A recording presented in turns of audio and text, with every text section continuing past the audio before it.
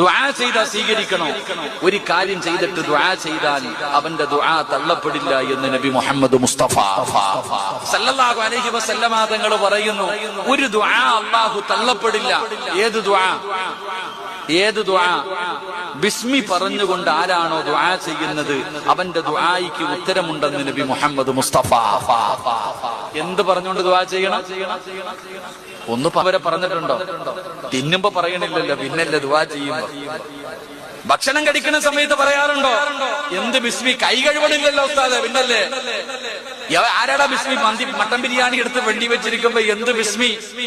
നടന്ന് തിന്നുന്നവൻ, യാചിച്ച് തിന്നുന്നവൻ.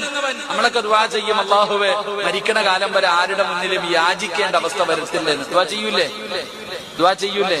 എന്നിട്ട് എന്തിനാ കല്യാണ വീട്ടിൽ പോയിട്ട് യാചിക്കണ? ഇപ്പൊ പുതിയ മോഡൽ കണ്ടിട്ടില്ലേ? കല്യാണ വീട്ടിൽ പോകും, എന്നിട്ടൊരു പാത്രം എടുത്തിട്ട് ഇങ്ങനെ തെണ്ടുവാ, ഇങ്ങനെ. കല്യാണ വീട്ടിൽ പോയിട്ട് ഇവിടെ ഉണ്ടോ? എന്താ ബൊഫേ സിസ്റ്റം?